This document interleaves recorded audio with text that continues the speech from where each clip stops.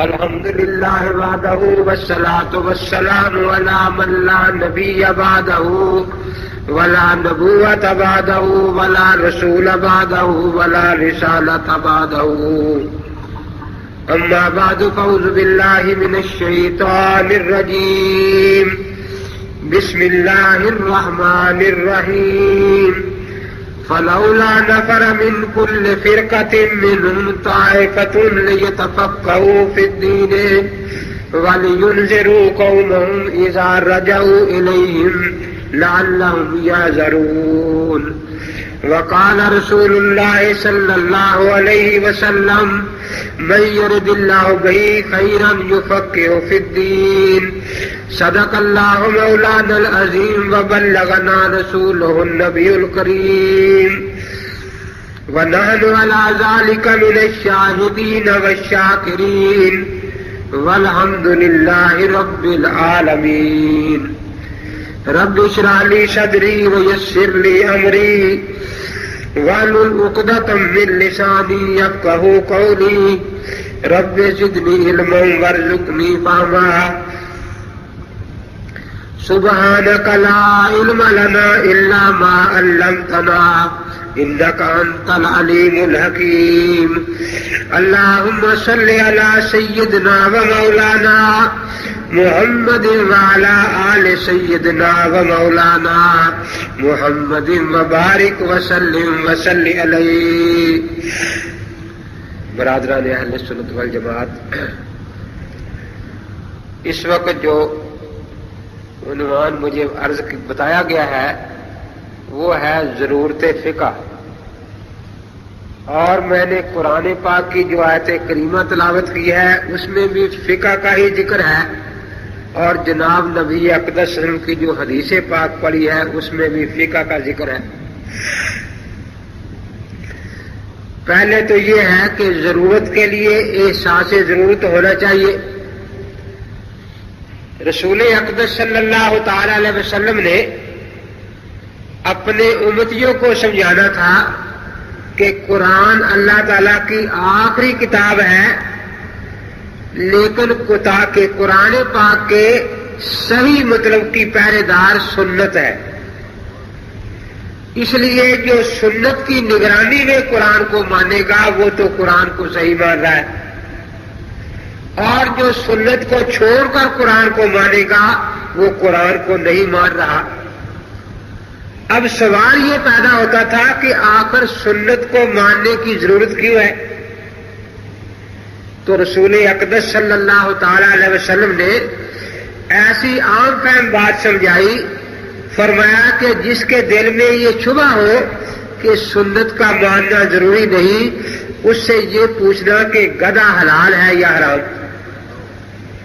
آخر گدھا دنیا میں نظر آتا ہے یا نہیں آتا؟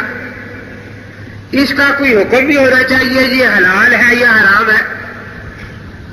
اگر وہ کہے کہ گدھا حلال ہے تو اسے کہو کہ سنت نہ نے دیکھنا، صرف قرآن پاک سے دکھا دو کہ گدھا حلال ہے. اگر وہ کہے حرام ہے تو بھی قرآن پاک سے دکھا دو کہ گدھا حرام ہے.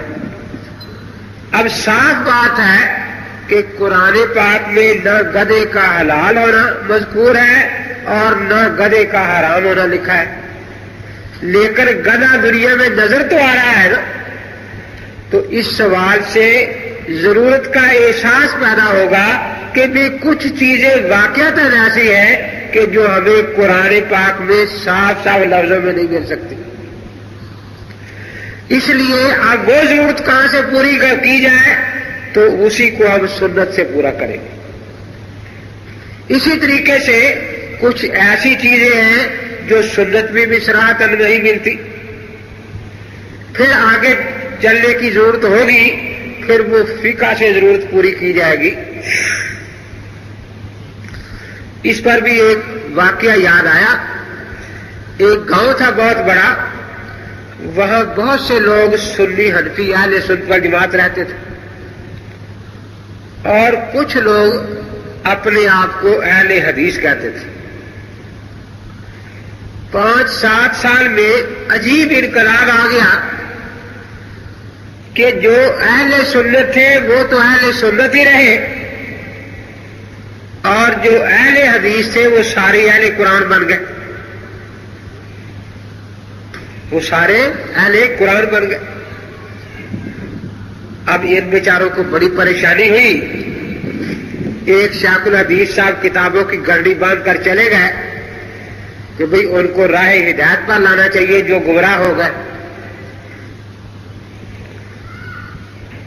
نمبردار جو تھا وہ پہلے اہل حدیث تھا، اب اہل قرآن تھا، یہ اس کے پاس پہنچے، پہلے بھی جاتے رہتے تھے، علیہ السلام کے بعد بیٹھے، پوچھا بڑا افسوس ہوا، سنا ہے کہ آپ لوگ اہل قرآن ہو گئے ہیں۔ جی اس میں افسوس کی کون سی بات ہے، آپ قرآن کو نہیں مانتے؟ کہ نہیں آپ گمراہ ہو گئے ہیں نا؟ کہ مولوی صاحب توبہ کرو، قرآن گمراہ کرنے آیا ہے، قرآن تو ہدایت کے لیے آیا ہے، ہم اہل قرآن ہو گئے ہیں، آپ کہتے ہیں آپ گمراہ ہو گئے۔ آپ مجھے قرآن پاک سے پہلے یہی آیت نکال کر دکھائیں کہ اللہ تعالی نے کہاں فرمایا ہے کہ میں نے قرآن دنیا کو گمراہ کرنے کے لیے بھیجا ہے؟ وہ کہنے لگے نہیں نہیں تو میری بات نہیں سمجھا، یہ اہل قرآن ایک نیا فرقہ ہے۔ جی وہ کیسے نیا کیسے ہے؟ جب سے قرآن ہے اسی وقت سے اہل قرآن ہے، ایسے تو لوگ آپ کو بھی نیا فرقہ کہہ دیتے، لیکن آپ یہ جواب دیا کرتے ہیں کہ جب سے حدیث ہے اسی وقت سے اہل حدیث ہے۔ تو یہی جواب ہماری طرف سے سمجھ لیں کہ جب سے قرآن ہے اسی وقت سے اہل قرآن ہے۔ سے سمجھایا کہ بھی تو بات سمجھنے کی کوشش کر، دیکھو قرآن تو واقعتاً شروع سے آ رہا ہے، شروع سے، لیکن قرآن پاک کے ترجمے حنفیوں کے ملتے ہیں، تفسیریں حنفیوں کی شافعیوں کی ملتی ہیں، اہل قرآن کا کوئی ترجمہ انگریز کے دور سے پہلے نہیں ملتا۔ اس سے پتہ چلتا ہے کہ یہ فرقہ نیا ہے۔ اس نے کہا کہ اگر یہی دلیل ہے تو حدیث کی کسی کتاب کا ترجمہ بھی انگریز کے دور سے پہلے کسی اہل حدیث کا نہیں ملتا، غیر مکمل کا، تو پھر آپ بھی سمجھے کہ ہم نیا فرقہ ہے۔ اس نے کہا جب دیکھا کہ یہ نمبردار قابو نہیں آ رہا، اس نے کہا چلو آپ جہاں ہیں وہی رہے، لیکن جتنی بات پر ہمارا آپ کا اتحاد اور اتفاق ہے اس میں تو مل کر کام کرنا چاہیے۔ جی بالکل، کہ ہم بھی کہتے ہیں تقلید حرام ہے، شرک ہے، اور آپ بھی کہتے ہیں تقلید حرام ہے اور شرک ہے۔ تو یہ تقلید کا شرک دنیا میں بہت پھیلتا جا رہا ہے، تو یہاں تو ہمیں مل کر کام کرنا چاہیے نا، کیونکہ یہاں ہمارا مسئلہ ایک ہے۔ اس نے کہا کہ اصل مولوی صاحب اگر مجھے سچی بات پوچھے نا تو میں اسی لیے اہل حدیث مسلک چھوڑ کر اہل قرآن بن رہا ہوں۔ کیوں؟ کہ میں جب اہل حدیث تھا تو میں یہی کہتا تھا تقلید حرام ہے، شرک ہے، جیسے آپ اب بھی کہہ رہے ہیں، اور اب میں اہل قرآن ہونے کے بعد بھی یہی کہہ رہا ہوں کہ تقلید امتی کی حرام ہے، شرک ہے۔ لیکن میں اہل حدیث سے اہل قرآن کیوں بن گیا؟ وجہ یہ جب میں نے اس بات پر نظر ڈالی کہ بھی ہم تو ایک بہت بڑا جھوٹ بول رہے ہیں دنیا میں۔ اہل سنت والجماعت فقہا کی تقلید کرتے ہیں اور اہل حدیث محدثین کی کرتے ہیں۔ ایک محدث کہہ دیتا ہے یہ حدیث صحیح ہے، یہ ضعیف ہے، اور ہم ان کی تقلید میں مان لیتے ہیں کہ یہ حدیث صحیح ہے، یہ ضعیف ہے۔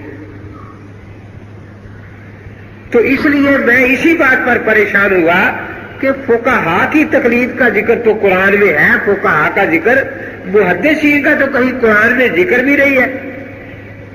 تو عجیب بات ہے کہ فقہا کی تقلید کو شرک کہا جائے اور محدثین کی تقلید کو ایمان کہا جائے۔ تو اس لیے میں چونکہ تقلید کو دل سے شرک سمجھتا تھا، حرام سمجھتا تھا، تو میں اہل قرآن بن گیا۔ اب میں اپنے آپ میں یہی فرق سمجھتا ہوں کہ ہم خالص غیر مقلد ہیں، کیونکہ نہ فقہا کی تقلید کرتے ہیں نہ محدثین کی، اور آپ منافق غیر مقلد ہیں کہ تقلید کو حرام بھی کہتے ہیں اور محدثین کی تقلید بھی کرتے ہیں۔ میں واحد غیر مقلد ہوں کہ تقلید کو شرک کہتا ہوں، کسی کی تقلید نہیں کرتا، نہ فقہا کی نہ محدثین کی، اور آپ مشرک غیر مقلد ہیں کہ تقلید کو شرک بھی کہتے ہیں اور محدثین کی تقلید بھی کرتے ہیں۔ اب وہ شیخ الحدیث صاحب سمجھ گئے کہ بھئی اس سے آسانی سے نپٹنا مشکل ہے۔ اب وہ اسی احساس ضرورت کی طرف آئے۔ اس نے کہا کہ دیکھو تو اہل قرآن بن گیا ہے نا؟ کہ جی ہاں، قرآن پاک میں نماز پڑھنے کا حکم ہے، بالکل ہے۔ تو مجھے قرآن پاک سے نماز کی رکعتیں بتا، ظہر کی رکعتیں کتنی ہیں، عصر کی رکعتیں کتنی ہیں، فجر کی رکعتیں کتنی ہیں؟ کوئی اہل قرآن پاک سے نمازوں کی رکعتیں نہیں بتا سکتا۔ تو ضرورت کا احساس پیدا ہوا کہ کوئی اور ماخذ ماننا پڑے گا جہاں سے ہمیں رکعتوں کا علم ہو جائے۔ اس نے کہا کہ آپ کی بات بالکل صحیح ہے، میں رکعتیں نہیں بتا سکتا قرآن پاک سے، لیکن اگر اتنی وجہ سے ہمارا فرقہ غلط ہے تو آپ نماز کی شرطیں نہیں بتا سکتے، آپ نماز کے ارکان نہیں بتا سکتے حدیث کی کتابوں سے، آپ نماز کے واجبات نہیں بتا سکتے، آپ نماز کی سنتیں نہیں بتا سکتے۔ آپ کو تو سنت کی تعریف بھی نہیں آتی، کھولے قرآن پاک کی کوئی آیت سنت کی تعریف لکھی ہو، آپ کو تو فرض کی تعریف بھی نہیں آتی۔ تو جو اگر اس وجہ سے اہل قرآن فرقہ غلط ہے کہ یہ نماز کی رکعتیں نہیں بتا سکتا کہ اتنے فرض ہیں اتنی سنتیں ہیں، تو اسی دلیل سے آپ کا فرقہ بھی غلط ہے۔ آپ نہ نماز کی شرطیں جانے، نہ ارکان جانے، نہ واجبات جانے، نہ سنتیں جانے، نہ مستحبات جانے، نہ مکروہات جانے، نہ مفسدات جانے۔ اب شیخ الحدیث صاحب کو پتا چلا کہ بھئی بات سچی یہی ہے کہ اس پر جو میں اعتراض کرتا ہوں وہی ہم پر بھی ہو رہا ہے۔ اس نے کہا اصل بات یہی ہے کہ ہم چاہتے ہیں کہ نبی پاک کی حدیث دنیا میں پھیلے۔ آپ کلمہ نبی پاک کا پڑھتے ہیں اور نبی پاک کی حدیث کو مانتے نہیں۔ اس نے کہا کہ مجھے ایک بات سمجھا دے، میں ابھی مان لیتا ہوں۔ میں ہوں اہل قرآن اور وہ ہے اہل سنت، بات سمجھا رہی ہے نہیں؟ میں ہوں اہل قرآن اور وہ لوگ ہیں اہل سنت۔ ہم بھی یہ کہتے ہیں کہ قرآن کی ایک آیت بھی ضعیف نہیں۔ تو ٹھیک ہے، اہل سنت بھی کہتے ہیں کہ سنت ایک بھی ضعیف نہیں۔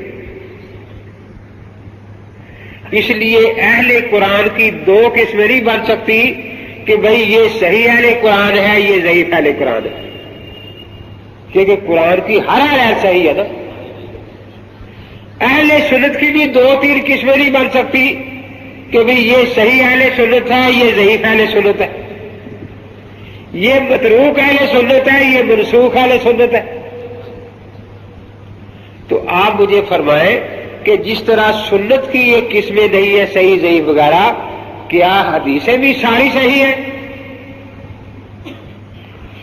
اس نے کہا کہ نہیں، یہ بات تو صحیح نہیں ہے کہ حدیثیں صحیح ہیں، حدیثوں کی تو بہت سی قسمیں ہیں۔ تو کہنے لگا پھر مولوی صاحب عقل یہی مانتی ہے کہ جتنی قسمیں حدیث کی ہوں گی اتنی ہی قسمیں اہل حدیثوں کی ہوں گی۔ کچھ صحیح اہل حدیث ہوں گے، کچھ حسن اہل حدیث ہوں گے، کچھ ضعیف اہل حدیث ہوں گے، کچھ منگھڑت اہل حدیث ہوں گے، کچھ مضطرب اہل حدیث ہوں گے۔ آخر جتنی قسمیں حدیث کی ہوں گی اتنی قسمیں حدیثوں کی بھی ہوگی نا۔ بلکہ کہتا ہے میں نے جب مطالعہ کیا تو میں تو یہ سمجھا کہ ایک ہی اہل حدیث کبھی صحیح اہل حدیث ہوتا ہے کبھی من گھڑت اہل حدیث ہوتا ہے، کبھی ضعیف اہل حدیث ہوتا ہے. وہ جب پہلی تعبیر کے ساتھ ہاتھ ہو جاتا ہے تو صحیح اہل حدیث، اس حدیث کو سارے صحیح مانتے ہیں. جو سینے پر ہاتھ باندھتا ہے تو ضعیف اہل حدیث ہوتا ہے، اونچی آمین کہتا ہے تو ضعیف اہل حدیث ہوتا ہے. جب یہ کہتا ہے کہ حضرت آخر عمر تک رفع دین کرتے تھے، جھوٹا اہل حدیث ہوتا ہے، کیونکہ عمر گھڑت اور موضوع اہل حدیث ہے. تو ایک اہل حدیث گرگٹ کی طرح کئی رنگ بدلتا رہتا ہے.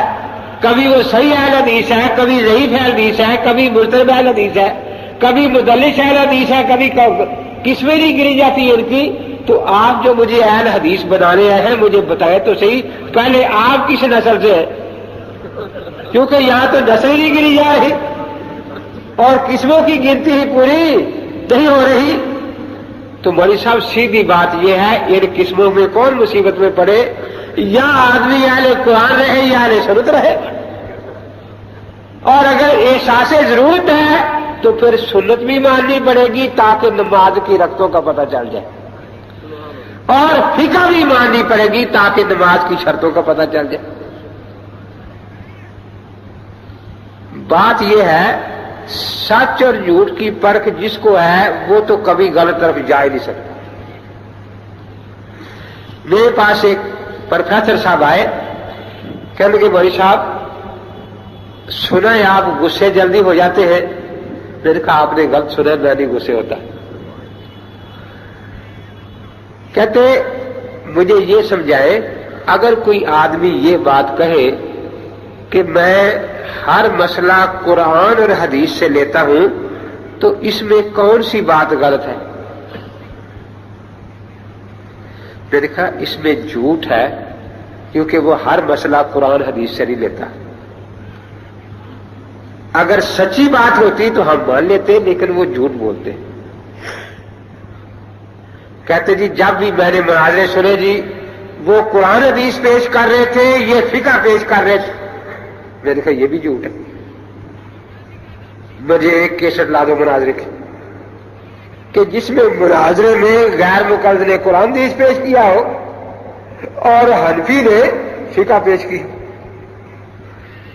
دیکھو جب ایک غیر مقلد حدیث سنائے گا، ادھر سے مقلد بھی سنائے گا حدیث. اب مقلد ایک سچ بولے گا، غیر مقلد جھوٹ بولے گا. مقلد سچ کیا بولے گا کہ بھئی میں نے یہ جو حدیث پاک سنائی ہے اس کو اللہ یا اللہ کے رسول پاک نے نہ صحیح فرمایا ہے نہ ضعیف فرمایا ہے. اللہ تعالیٰ نے اور اللہ کے رسول نے نہ اس حدیث کو صحیح کہا ہے نہ ضعیف کہا ہے. اس لیے اگر کوئی یہ کہتا ہے کہ اہل حدیث کے دو اصول فرمانے خدا فرمانے رسول، تو بھائی اس کو پہلا حق میں دیتا ہوں کہ وہ اللہ تعالیٰ سے کہلوا دے کہ یہ حدیث صحیح ہے یا ضعیف ہے. وہ اللہ کے رسول پاک سے کہلوا دے کہ یہ حدیث صحیح ہے یا ضعیف ہے. میں آگے چلوں گا نہیں، جو کچھ اللہ کا فرمان ہوگا سارا آنکھوں پر، جو کچھ اللہ کے نبی کی بات ہوگی سارا آنکھوں پر. سیدھی بات ہے کہ کوئی غیر مقلد مناظرے میں اللہ تعالیٰ سے یا اللہ کے رسول سے کسی حدیث کا صحیح یا ضعیف ہونا ثابت کر سکتا ہے قیامت تک؟ اب نام قرآن حدیث کا تھا، لیکن باتیں امتیوں کی پیش کر رہا ہے یا اپنی رائے یا کسی اور امتی کی رائے. اب ہم نے سچ کہا کہ بھئی حدیث کے صحیح یا ضعیف ہونے میں اللہ اور اللہ کے رسول پاسم سے ہمیں کوئی صراحت نہیں ملی، لیکن ہم 4 دلیلیں مانتے ہیں: قرآن پاک، سنت رسول اللہ صلی اللہ علیہ وسلم، اجماع اور قیاس. یہ تو میں نے صاف اقرار کر لیا، لکھ کر دینے کو تیار ہوں کہ کسی حدیث کا صحیح یا ضعیف ہونا اللہ رسول سے ثابت نہیں. اب ہم اس حدیث کو صحیح ضعیف کیسے کہیں گے؟ اب ہم دیکھیں گے کہ چاروں اماموں نے اس پر عمل کر لیا ہے، تو پھر ہم اجماع کی دلیل سے اس حدیث کو صحیح کہیں گے کہ بھئی اس حدیث کے صحیح ہونے پر اللہ رسول کا فرمان نہیں ملا، نہ ضعیف ہونے پر لیکن چاروں اماموں کا اتفاق اور اجماع ہو گیا ہے، اور اجماع ہمارے ہاں دلیل ہے، اس لیے یہ حدیث صحیح ہے۔ اور اگر ائمہ کرام میں اختلاف ہو تو پھر ہم اپنے امام کی بات پر عمل کریں گے۔ وہ فرماتے ہیں اذا صح حدیث فہو مذہبی، کہ میں نے صحیح حدیث کو اپنا مذہب قرار دیا ہے، اس لیے ہم دیکھیں گے کہ اس حدیث پر فقہ حنفی میں عمل کرنا لکھا ہوا ہے یا نہیں۔ اگر ہمارے امام نے عمل کیا ہے ہم اس حدیث کو صحیح مانیں گے، اور پھر آخر میں بھی یہی اعلان کریں گے کہ ضد نہیں ہے، جس حدیث پر میرے امام نے عمل کیا ہے اگر اب بھی آپ اللہ تعالیٰ سے کہلوا دیں کہ یہ حدیث ضعیف ہے، ہم اپنے امام کی بات چھوڑ کر اللہ تعالیٰ کی بات مان لیں گے۔ اگر اب بھی آپ اللہ کے رسول پاک سے کہلوا دیں کہ یہ حدیث ضعیف ہے جس پر امام ابو حنیفہ نے عمل کیا ہے، تو ہم اپنے امام کی بات چھوڑ کر اللہ کے رسول پاک کی بات مان لیں گے۔ ہم جو کچھ کہتے ہیں وہی کر کے دکھاتے ہیں۔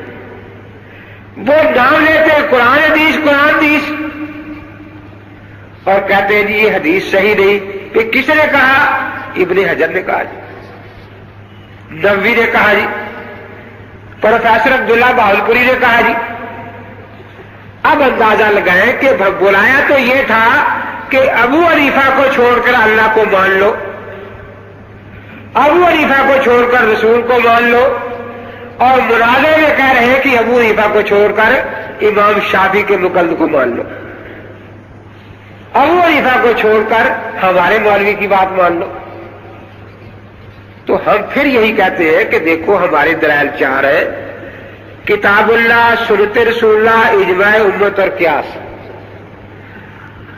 غیر مقلد جو ہم کہتے ہیں کہ تو نہ تو ہمارا خدا ہے کہ ہم تیری بات خدا بن کر سمجھ کر مانیں، نہ تو ہمارا رسول ہے کہ ہم تیری بات سے مانے کہ تجھے ہم رسول اللہ سمجھتے ہیں، نہ تیرا نام اجماع امتی ہے، اور نہ میں تجھے مجتہد سمجھتا ہوں، اس لیے میرے دلیل کے کسی کھانے میں تو پھر آتا ہی نہیں۔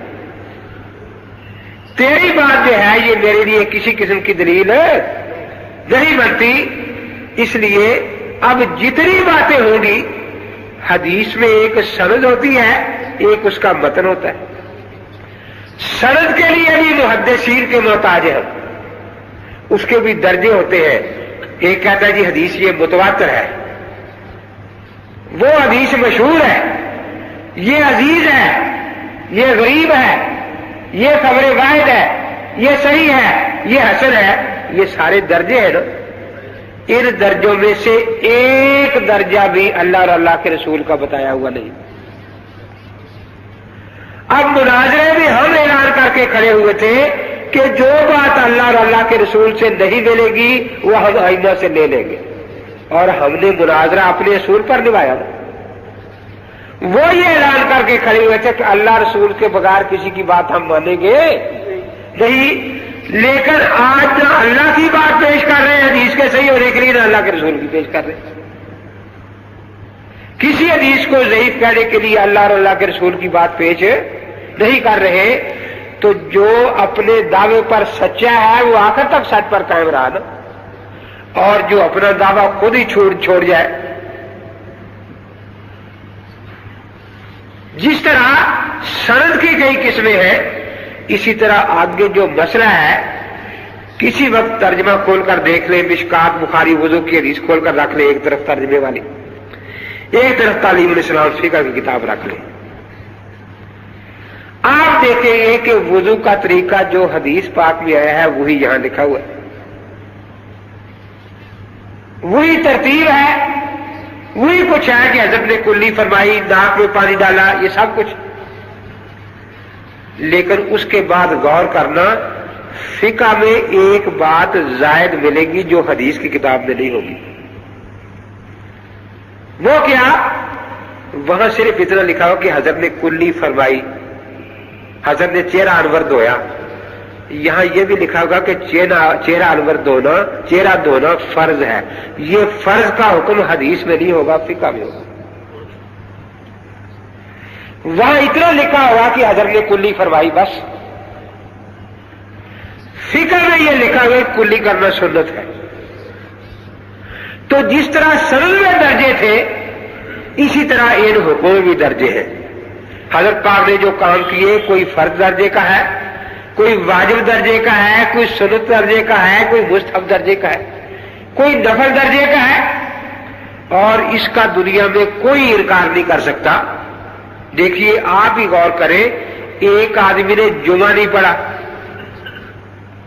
جمعہ، اور ایک نے تحیۃ الوضو نہیں پڑھا، تو دونوں ایک درجے کے مجرم ہیں جی؟ دیکھیں ایک درجے کے مجرم، فرق ہے یا نہیں؟ ایک آدمی ہے اس نے زکات نہیں لی اور ایک آدمی نے نفل خیرات نہیں کی، تو دونوں کا درجہ ایک ہوگا. ایک آدمی نے بدکاری کی کھلی، ایک نے صرف بات چیت کی، تو دونوں کا درجہ ایک ہوگا. نہ گناہ سارے ایک درجے کے ہیں، نہ نیکیاں ساری ایک درجے. اس کو ساری دنیا مانتی ہے، لیکن گناہوں میں صغیرہ کبیرہ کی تقسیم بھی آپ کو فقہ میں ملے گی کہ یہ گناہ صغیرہ ہے، یہ کبیرہ. اور جو مسائل ہیں نیکیاں، ان کا درجہ کہ یہ فرض ہے، یہ واجب ہے، یہ سنت ہے، یہ مستحب ہے، یہ مباح ہے، یہ مکروہ ہے، یہ حرام ہے، یہ تفصیل آپ کو صرف اور صرف فقہ میں ملے گی. تو جب ان باتوں کی ہمیں ضرورت ہے تو فقہ کی ضرورت ہوئی یا نہیں؟ تو فقہ کتنی ضروری ہے؟ دنیا کی ضروریات تو ہم سب کو یاد ہے نا، ہوا ضروریات میں سے ہے، کھانا ضروریات میں سے ہے، پینا، پانی ہے نا ضروریات میں سے. دیکھو اللہ تعالیٰ کیا سمجھا رہے ہیں اللہ کے نبی پاک اور اللہ تعالیٰ کہ جتنا انسانی زندگی کے لیے پانی ضروری ہے اتنی ہی اسلامی زندگی کے لیے فقہ بھی ضروری ہے. اللہ تعالیٰ نے کہاں سمجھایا؟ قرآن پاک میں فقہ کو سمجھایا کہ فقہ کس کو کہتے ہیں. اب آج ترجمے قرآن کے ایک دیکھ لیتا ہے کہ جی فقہ کا معنی ہے سمجھ. یہ کیا جی؟ میں نے ترجمہ دیکھا ہے جی، فقہ کا معنی ہے سمجھ، فقہ کا معنی ہے سمجھ. اب وہاں ایک بچہ بیٹھا تھا دوسری جماعت کا، میں نے اس کو بلایا، میں نے کہا یہ لفظ کیا لکھا ہے؟ کہتا جی حساب. میں نے کہا حساب کا لفظ پڑھنے سے سارے قاعدے سمجھ آ گئے حساب کے تجھے؟ لفظ تو پڑھ لیا ہے نا، حساب کا لفظ پڑھنے سارے قاعدے سمجھ آ گئے ہیں؟ کہتا جی نہیں، ایک دو قاعدے سیکھے، ابھی تھوڑے سے پارے یاد کیے. کہتا ہے پھر میں نے ایک کتاب اٹھائی، میں نے کہا یہ کیا لکھا ہے؟ جی پتہ غور کرتا رہا، یہ لکھا جی صرف نحو. میں نے کہا یہ لفظ سمجھ لیے نا کیا لکھا ہے؟ صرف نحو. تو میں نے ایک کتاب دی، میں نے کہا ذرا عبارت پڑھو صرف نحو کے مطابق. صرف نحو کا لفظ پڑھنے سے کیا سارے قاعدے آ جاتے ہیں صرف نحو کے؟ دیکھو سمجھ کس کو کہتے ہیں؟ عام فہم بات ہے، حساب کی سمجھ اسے ہے جس کو حساب کے قاعدے آتے ہیں. کوئی نیا سے نیا سوال اس کو دے دے، وہ قاعدوں سے نکال کر آپ کے سامنے رکھتے ہیں، اسی کا طریق سے حساب کی سمجھ ہے. صرف نحو کی سمجھ اسے ہے جس کو صرف نحو کے قاعدے آتے ہیں، صرف نحو کے قاعدے آتے ہو. اب یہ کہے گا بھئی یہ آدمی جو ہے یہ صرف نحو کو جانتا ہے. اب دیکھیے یہاں کتنے حضرات بیٹھے ہیں جو پورے عالم نہیں، اور قرآن پاک کی آپ تلاوت کرتے ہیں یا نہیں کرتے؟ قرآن پاک پر زبر زیر پیش لگی ہوئی ہے. اب مولانا کو تو پتا ہے قاعدے آتے ہیں کہ یہاں زبر کس قاعدے کے مطابق، یہاں زیر کس قاعدے کے مطابق ہے، یہاں پیش کس قاعدے کے مطابق ہے. لیکن عام آدمی کو پتا نہیں، وہ صرف اعتماد پر پڑھ رہا ہے کہ یہ قاعدے کے مطابق لگی ہے زبر، یہ قاعدے کے مطابق زیر لگی ہے، یہ قاعدے کے مطابق پیش ہے. اب ہزاروں زبریں ہیں قرآن میں، ہزاروں زبریں پڑھنے کے بعد بھی یہ نہیں ہم کہیں گے کہ یہ صرف نحو کا عالم ہو گیا. یا کہیں گے؟ کیوں؟ اسے صرف ناف کے قاعدے نہیں آتے. اسی طرح مجتہد وہ ہے جس کو اجتہاد کے قاعدے آتے. صرف لفظ اجتہاد لفظ فقہ کے جاننے کا نام فقہ نہیں ہے. جیسے وہاں ہے کہ کوئی آپ تحریر رکھ دے، اس نے پہلے دیکھی بھی نہ ہو، زبر زیر نہیں، وہ صرف ناف سے زبر نگاہ پڑھنا شروع کر دے گا. حساب دان کو کوئی حساب دے دیا آپ، جیسے وظیفے میں ہوتے ہیں کئی کی قاعدوں کا سوال بنایا جاتا ہے، لیکن اس کو حساب آتا ہے، وہ قاعدہ کا جواب نکال دے گا. اسی طرح کوئی مسئلہ پیش آ جائے، ایک آدمی اتحیات میں بیٹھا اور بجائے اتحیات پڑھنے کے بھول کر اعلیٰ شریف پڑھنے لگا وہاں. اب یہ نیا مسئلہ پیش آ گیا، اب وہ کیا کرے؟ سارے قرآن کا ترجمہ پڑھے تو مسئلہ نہیں ملے گا، ساری حدیثوں کا ترجمہ پڑھ دیا تو مسئلہ. لیکن ہمارا دین کامل ہے یا ناقص؟ یہ وہی حل کرے گا جس کو قاعدے آتے ہیں. تو جس طرح حساب دان اس کو کہتے ہیں جس کو حساب کے قاعدے آتے ہیں، فقیہ اس کو نہیں کہتے جسے فقہ کا لفظ پڑھنا آتا ہے. فقیہ اسے کہتے ہیں جس کو فقہی قاعدے یاد ہیں. اب جس کو فقہی قاعدے یاد ہیں وہ فقیہ ہے، اور جو اس سے زبر زیر لگوا کر پڑھ لے وہ مقلد ہے. اور جس کو نہ قاعدے آتے ہو اور نہ خود پڑھ سکتا ہے، خود غلط پڑھتا ہے اور مولوی صاحب سے لڑتا ہے کہ تجھے کیا آتا ہے، میں جانتا ہوں سب، اس کو غیر مقلد کہتے ہیں. خود حساب کا کوئی قاعدہ نہیں آتا، جواب نکالنا نہیں آتا، اور حساب کے استاد سے لڑ رہا ہے کہ تیرا جواب غلط ہے.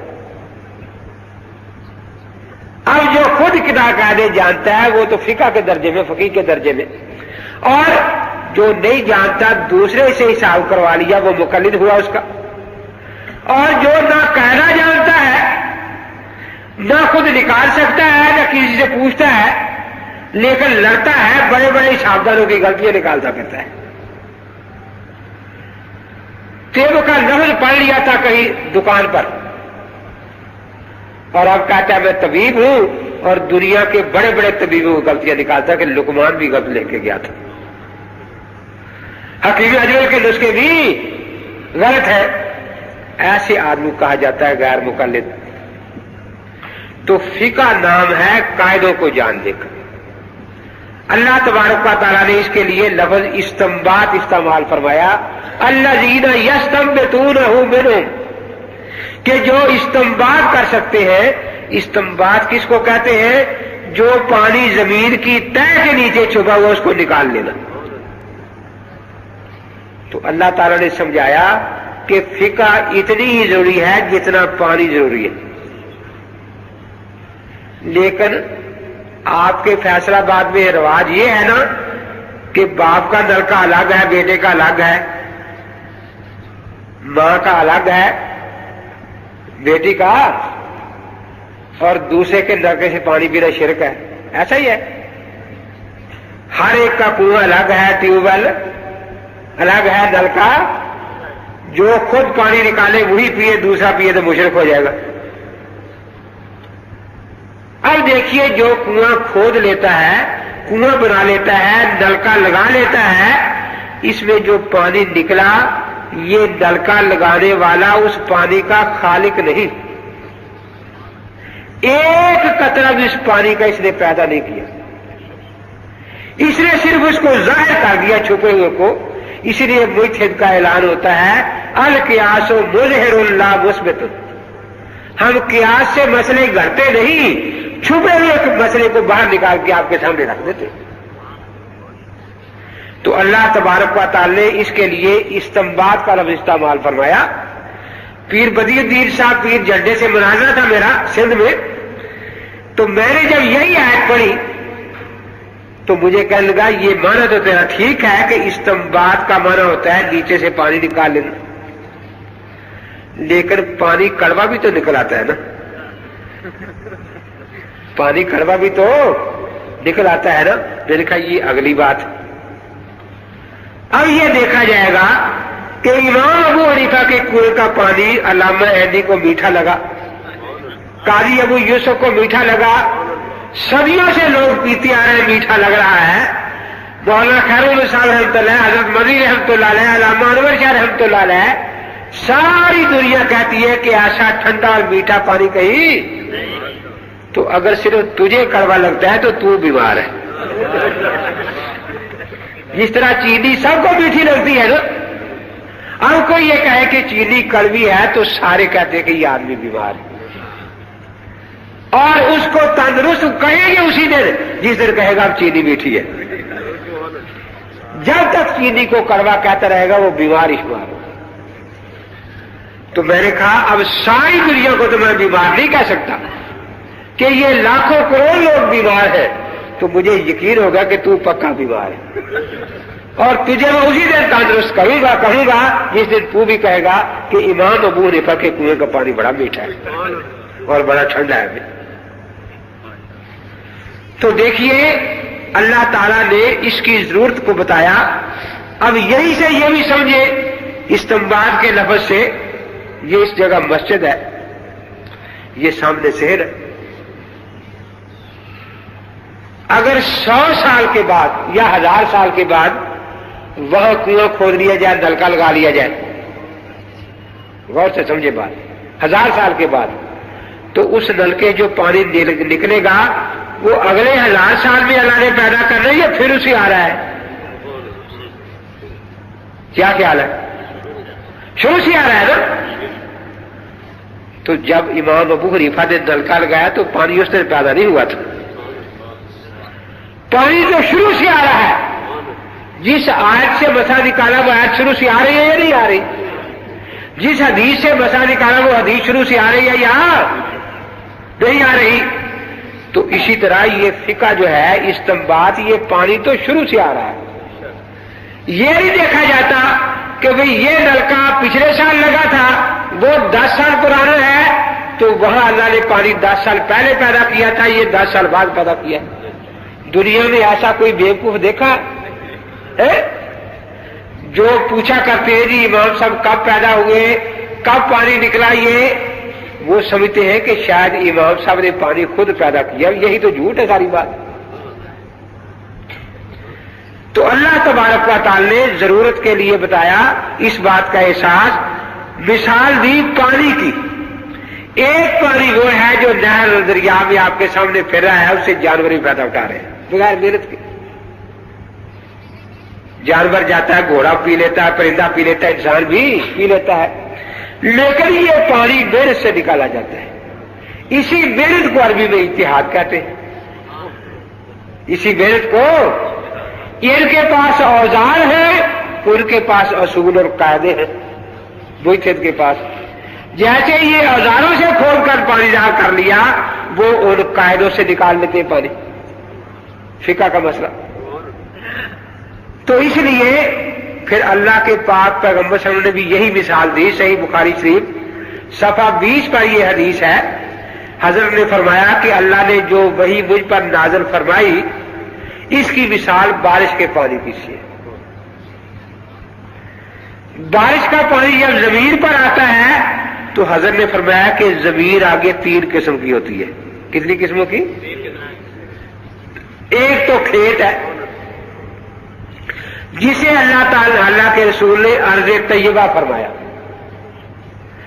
ایک وہ زمین ہے جو نشیب تھی، وہاں پانی جمع ہو گیا، تالاب بن گیا، ڈیم بن گیا، اور ایک ٹیلے کی شکل تھی۔ 3 قسم کی زمین بیان فرمائی، ایک کھیت، ایک نشیب اور ایک ٹیلا۔ کھیت پر بارش اتری، اس نے اس پانی کو اپنے سینہ کھول کر جذب کر لیا۔ اب اسی پانی کی برکت سے ہماری زندگی کی ہر ضرورت وہاں سے پیدا ہو رہی ہے۔ گندم اگ رہی ہے، گندا اگ رہا ہے، جڑی بوٹیاں دواداروں کے لیے اگ رہی ہے، پھول خوشبو کے لیے اگ رہے ہیں۔ تو فقہ کی مثال کھیت کی ہے۔ مجتہد کتاب و سنت کے علم کو اپنے سینے میں جذب کر لیتا ہے۔ اس کے جذب کے بعد اب جس طرح آپ یہ درخت اگا ہوا ہے نا، اس کے ایک ایک پتے میں پانی کا اثر ہے یا نہیں؟ ایک ایک ٹہنی میں، ایک ایک شاخ میں. اسی طرح مجھ سے جو بیان کر رہا ہے، ایک ایک فرض وہی کتاب و سنت سے لیا اس نے، ایک ایک سنت وہی سے لی ہے، ایک ایک مستحب وہی سے لیا ہے، ایک ایک مباح وہی سے لیا ہے. اگر کوئی کہے جی فلاں سنت جو لکھی ہے یہ کتاب و سنت میں نہیں، ایسا ہی ہے جیسے کہ یہ جو پتا ہے اس کا پانی نیچے سے نہیں ہے جڑ سے، تو یہ ایک جہالت کی بات ہے. لیکن دنیا میں جہلوں کی کمی تو نہیں ہوتی نا، آخر دنیا میں جہل بھی بستے. تو مقصد یہ ہے، ایک تو ہے فقہ، اس کی مثال اللہ کے نبی پاک نے کھیت کی دی. غذائیں کھیت میں پیدا ہوتی ہے، دوائیں کھیت میں پیدا ہوتی ہے، خوشبوئیں، چینی وغیرہ، گنا، سب کچھ کھیت میں پیدا ہو رہا ہے نا. تو اسی طرح فقہ میں تمام ضروریات زندگی کے مسائل ہوتے ہیں. اور ایک وہ تالاب بن گیا، یہ حدیث کی کتاب کی مثال ہے، اس میں پانی پانی کی شکل میں نظر آ رہا ہے. جیسے حدیث کی کتاب میں کالا سرخ کے لفظ نظر آ رہے ہیں، لیکن پتے میں پانی نظر نہ بھی آئے تو یقین ہوتا ہے کہ ہے پانی کا اثر. گندم میں پانی نظر نہ بھی آئے تو ہے پانی ہی کا اثر. اس لیے فقہ کی کتاب میں کالا سرخ کے لفظ نظر نہ بھی آئے، پھر بھی ایک ایک مسئلہ کتاب اللہ سے لیا گیا ہے، سنت رسول اللہ صلی اللہ علیہ وسلم سے لیا گیا ہے. تو یہ مسائل جو ہے یہ وہیں سے لیے گئے ہیں. تو کھیت مثال ہے محدثین کی، فقہا کی، کھیت مثال اور تالاب مثال ہے محدثین کی. اب یہ بھی دیکھو کہ تالاب کا مالک جو بیٹھا ہے وہ پانی تو پی لے گا، گندم کہاں سے لے گا، گنا کہاں سے لے گا، گڑ کہاں سے ملے گا اس کو، آلو کہاں سے لے گا بھائی، گوبھی کہاں سے لائے گا، آخر وہ کھیت والے کے پاس جائے گا نا. یہی وجہ ہے کہ سارے محدثین مقلد تھے. کوئی امام شافعی کے کھیت سے لے رہا ہے، کوئی امام مالک کے کھیت سے لے رہا ہے، کوئی امام ابو حنیفہ کے کھیت سے لے رہا ہے، کوئی امام احمد بن حنبل کے کھیت سے لے رہا ہے. تو جب فقہ کے بارے میں بات سمجھائی کہ اس کی مثال پانی کی ہے، اور وہ تیسری زمین رہ گئی تیلا. مولانا روم رحمۃ اللہ عجیب مثال لکھی ہے کہ ایک اونٹ کہیں گندی جگہ لیٹ کر آیا، پیشاب پخانہ سارے جسم پر لگا ہوا، اور پورے شہر کی مکھیاں اس پر اکٹھی. آ رہا تھا تو شہر سے کوئی اونٹ دوسرا دکھ رہا سے پوچھا کہ کہاں سے آئے ہو، کہ آب زمزم پر غسل کر کے آ رہا ہوں. دیکھا شکل ہی نظر آ رہی ہے، اتنی خوشبو پھیل رہی ہے نا، یہ ساری کہتے ہیں برکت نظر آ رہی ہے آب زمزم کی. اب وہ نام آب زمزم کا لے رہا ہے اور ہے پخانہ پیشاب چاروں دن میں دیپا ہوں، یا نام قرآن حدیث کا، اور کہیں بات محمد جونا گڑھی کی، کہیں عبداللہ روپڑی کی، کہیں کسی کی. ہم یہی کہتے ہیں کہ اللہ کے بندو سچا سچ بولتا ہے، جھوٹ نہیں اس کو پسند نہیں آتا، ان کو جھوٹ بولنا نہیں آتا. تو یاد رکھے فقہ ایک ایسی ضروری چیز ہے، جس طرح پانی کے بغیر آپ وضو کر سکتے ہیں، غسل، پیاس بجھ سکتی ہے، روٹی پک سکتی ہے، ہڈیاں پک سکتی ہے، فقہ کے بغیر کوئی ماں کا لال نماز نہیں پڑھ سکتا. میں ایک دفعہ ڈیرہ غازی خان کی طرف جا رہا تھا، یہ چلتن گاڑی میں، کوٹ ادو سے 2-3 نوجوان لڑکے بیٹھے، مجھے پہچانتے ہوں گے. اب وہ آپس میں باتیں کر رہے ہیں، حنفی سارے دوزخ میں جائیں گے، حنفی سارے دوزخ میں جائیں گے. نماز ہی غلط ہے نا، نماز ہی غلط ہے. پہلے تو میں خاموش رہا، جب 2-4 بار انہوں نے تکرار کیا تو پھر میں سمجھا کہ یہ تو مجھے سمجھانا چاہتے ہیں. میں نے کہا آپ کو پتا ہے کہ آپ کی نماز کا حساب کتاب کہاں ہونا ہے؟ میدان قیامت میں بالکل غلط، جہنم میں۔ کیسے؟ میں نے کہا آپ نماز شروع کرتے ہیں، امام اللہ اکبر اونچی کہتا ہے، مقتدی ایسا کہتا ہے، اس طرح کرتے ہیں نا، تو یہ مسئلہ فقہ کا ہے جو آپ کو کہتے جہنم میں لے جائے گی۔ آپ نماز ختم کرتے ہیں، امام السلام علیکم اونچی کہتا ہے، مقتدی ایسا، تو آپ کی نماز شروع بھی فقہ سے ہوتی ہے، ختم بھی فقہ۔ جتنی باتوں کو فرض کہتے ہو فقہ سے لیا کا، شافعیوں سے لیا، حنفیوں سے۔ جتنی باتوں کو سنت کہتے ہو فقہ سے لی ہوئی ہے، جتنی باتوں کو مکروہ کہتے ہو ساری فقہ سے لی ہوئی ہے۔ تو اللہ تعالیٰ تمہیں کہیں گے کہ چلو بھائی جہنم میں کھڑے کر کے حساب شروع کرے، کیونکہ یہ تمہارا اپنا فیصلہ تھا نا۔ جیسے تاریخ میں واقعہ آتا ہے کہ جبریل امین انسانی شکل میں آئے، فرعون کے سامنے ایک سوال نامہ رکھا کہ اللہ تعالیٰ نے کسی انسان پر اتنا اتنا احسان کیا ہے اور پھر وہ خدا کا نافرمان، سزا کیا ہونی چاہیے؟ فرعون نے کہا کہ اس کو غرق کرنا چاہیے۔ تو جبریل نے کہا کہ اپنے بارے میں فیصلہ دے دیا۔ اسی طرح اللہ تعالیٰ قیامت کو فرمائیں گے کہ تمہارا فیصلہ تم پر نافذ کریں گے۔ تم خود کہتے تھے کہ فقہ غلط ہے، اور جو فقہ کے مطابق نماز پڑھتا ہے وہ جہنم میں جائے گا، چونکہ تمہاری نماز شروع بھی فقہ سے ہوتی تھی، اور ایک ایک سنت تم نے فقہ سے چرائی تھی، ایک ایک فرض تم نے فقہ سے چرایا تھا، اس لیے چلو جہنم میں تمہارا حساب لیتے ہیں۔ تو یاد رکھیں، ہم اہل سنت والجماعت حنفی ہیں۔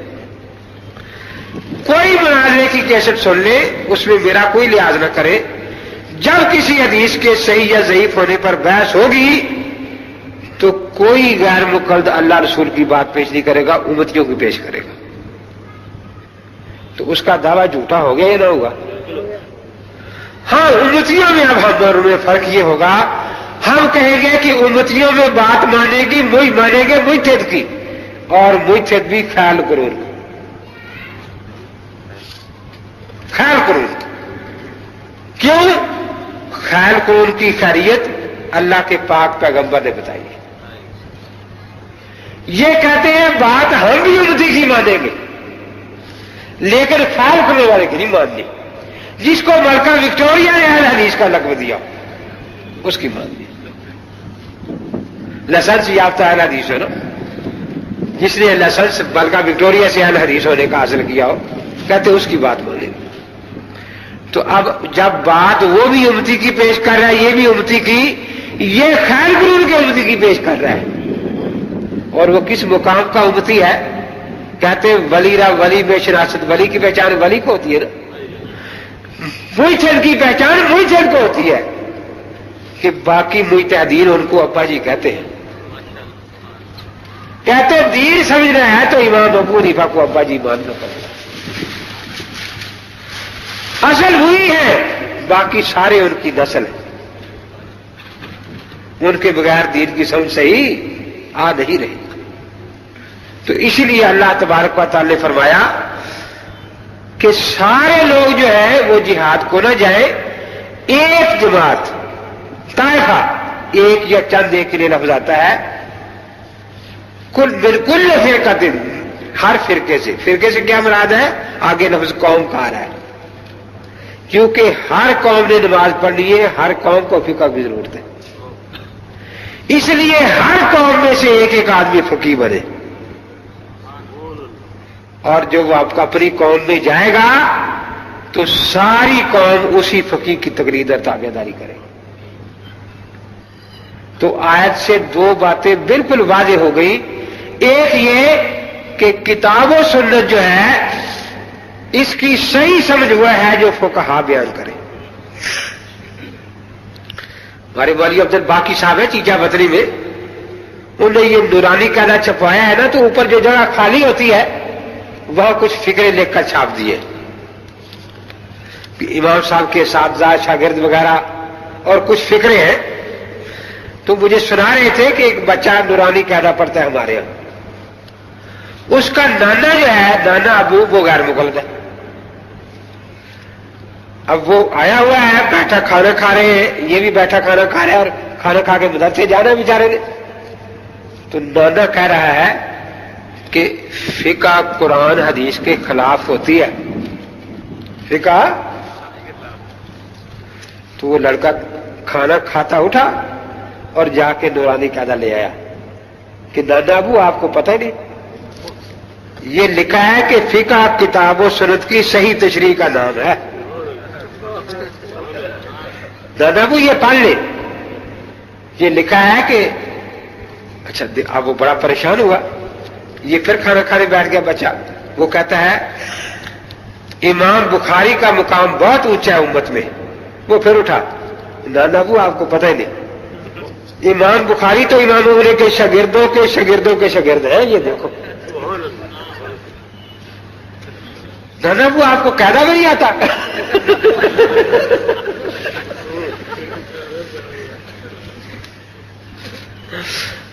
اب نانا ابو کو بڑا غصہ آیا. کہنے لگا تو کہاں پڑھتا ہے؟ وہاں نہ جایا کر پڑھ، ادھر پہ پڑھنے جایا کر. کہتا میں تو وہیں جاؤں گا جہاں وہ مجھے پڑھاتے ہیں. تو دیکھیے وہ فقیہ ہے اور ہم ان کی تقلید کرتے. تقلید نام ہوتا ہے اعتماد کا. اس پر بھی بچے کا لطیفہ یاد آیا کہ اعتماد نہ ہو تو انسان چل نہیں سکتا. بچہ 30واں پارہ پڑھ رہا تھا چھوٹا. قاری صاحب امتحان لینے آ گئے کہ بیٹا سناؤ. تبت یدا ابی لہب و تب. سنایا کہ تو نے غلط پڑھا ہے. نہیں میں نے صحیح پڑھا. قاری صاحب نے پڑھایا کہ یہ تبت نہیں تبت ہے. نہیں قاری صاحب نے تبت پڑھایا تھا. اب وہ کہتا ہے اعتماد کی بات ہے نا، قاری صاحب نے صحیح پڑھایا ہے. کہتا نہیں یہ تبت ہے. وہ قاری صاحب اٹھے، کوئی اندر پھٹے پرانے کچھ پارے پڑے تھے، ایک پر جا کے تاک نیچے زیر ڈال کے لے آئے. کہنے لگے یہ دیکھو لکھا ہے تبت. کہتا غلط لکھا ہے. قاری صاحب نے صحیح پڑھایا، غلط لکھا ہے. اب وہ چاہتا تھا کہ کسی طرح یہ اکھڑے. اس نے کہا یار تو مانتے نہیں صحیح بات. ادھر صحیح کیا غلط ہے نا. قاری صاحب نے تبت پڑھایا. اب ممکن صاحب تھے، قاری صاحب نے یوں دیکھا اوپر، وہ دیکھو لو محفوظ پر لکھا تبت. وہ دیکھو لو محفوظ پر لکھا ہے. کہتا مجھے نظر نہیں آ رہا. چاقو نکال لیا. کہتا دکھاؤ ٹھیک کر دوں. کہتا چاقو نکال کے کھڑا ہوا. کہتا آپ کو نظر آئے مجھے نظر، مجھے دکھاؤ میں ٹھیک کر دوں کھڑ کے. کہتا جب قاری صاحب نے تبت پڑھایا ہے تو معلوم ہے کہ وہاں غلط لکھا گیا ہے. قاری صاحب غلط نہیں پڑھا سکتے. جب تک یہ والا ہاتھ تھا نا اعتقاد بڑوں پر، اس وقت تک کوئی ہمیں پھسلا نہیں سکتا تھا. اب وہ قاری صاحب اتنے حیران ہوئے. قاری صاحب سے کہہ رہے تھے ان کے استاد سے کہ بھیا آپ کے شاگرد آپ کے بڑی بہت کے ہیں. اب دیکھو نا کوئی تمہیں کہہ دے پڑھتے پڑھتے یہ قرآن میں زبر زیر غلط ہے تو آپ مان لیتے فون. جس طرح قرآن کی ایک ایک زبر زیر صحیح ہے، فقہ کا ایک ایک مسئلہ صحیح ہے. یاد رکھیں جو مفتبی قول المعمول بھائی ہے. تو ایک تو یہ ہے کہ فقہ کس کو کہتے ہیں؟ کتاب و سنت کی صحیح سمجھ کو. دوسرا یہ کہ اگر فقہا میں اختلاف ہو جائے تو پھر کس طرف جائے؟ یہ بھی تو سوچنے والی بات ہے نا. تو کیا ہے لِيُنذِرُوا، آگے کیا ہے جی؟ لِيُنذِرُوا کے آگے کیا ہے؟ یہی میں سوچ رہا قوم ہے نا کہ جو اپنی قوم کا ہوگا اس کی بات ماننی ہے.